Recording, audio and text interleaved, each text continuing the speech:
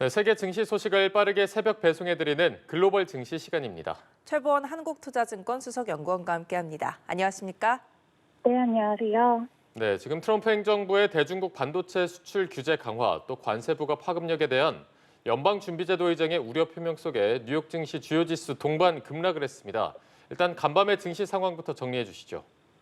네, 전일 S&P 나스닥 지수는 하루 만에 2.2%, 3.1% 하락했습니다. 미국 트럼프 행정부가 엔비디아의 H20을 중국으로 수출할 때 허가가 필요하다라는 점을 강조를 하면서 중국의 AI 고도화를 견제를 하는 조치를 발표를 했기 때문인데요. 파월 의장의 물가 상승 압력에 따른 경기 둔화 우려 가능성을 높이는 발언도 투자 심리 위축 요인으로 작용을 했습니다.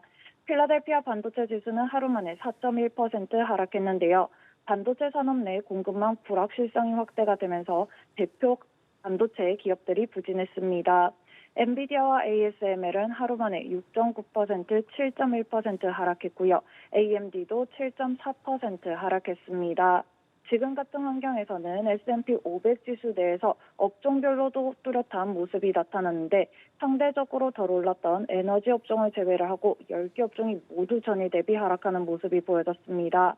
관세가 경기에 미칠 영향에 대한 경계가 확산이 되는 밤이었다라고 보실 수 있겠습니다.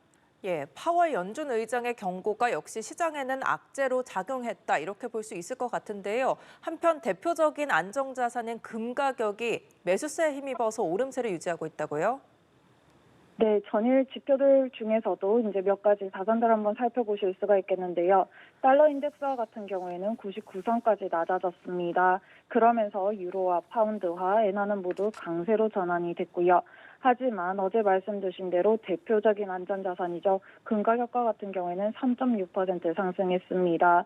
은과 구리 가격도 동반 상승하는 모습이 보여졌는데 아무래도 안전자산 선호 심리가 높아진 것도 있지만은 지난주에 상호관세 유예로 경기 침체 우려가 완화가 되면서 하락한 분을 재차 회복을 하는 모습이 보여졌기 때문입니다.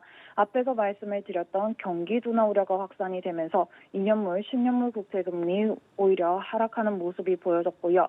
하지만 어제 한번 확인을 해보셔야 되는 거는 상대적으로 가파른 하락세에 나타났던 원유 가격은 오히려 WTI 기준으로도 브렌트유 기준으로도 반등을 했다라는 점입니다. 상당히 이 혼재된 지표들이 공개된 밤이었다라고 볼 수 있겠습니다. 네, 지금 또 엔비디아 등 반도체 주가는 큰 폭으로 하락 마감을 했습니다. 미 정부가 최근에 대중국 반도체 수출 제한 수위를 더 강화했다는 사실이 반영됐다 이렇게 보면 될까요? 네, 아무래도 최근 같은 경우에는 상호 관세가 유예가 되면서 이 투자 심리가 개선이 되는 모습 보여졌지만 여전히 유의를 하셔야 되는 거는 미국과 중국과의 갈등이 이어지고 있다라는 점과 여전히 남아있는 관세의 영향이 이어지고 있다라는 점입니다.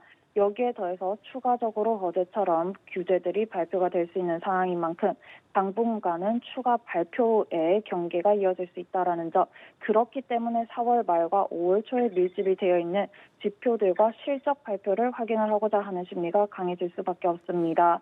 그런 상황인 만큼 당분간은 한 번에 공격적으로 비중을 늘리고 줄이고 하는 전략보다도 조금 더 분할 매수, 분할 매도해서 대응을 하시는 방법이 필요하다는 점 말씀드립니다. 예, 알겠습니다. 세계 증시 소식 전해드리는 글로벌 증시 오늘 최보원 한국투자증권 수석연구원과 함께했습니다. 고맙습니다. 고맙습니다. 감사합니다.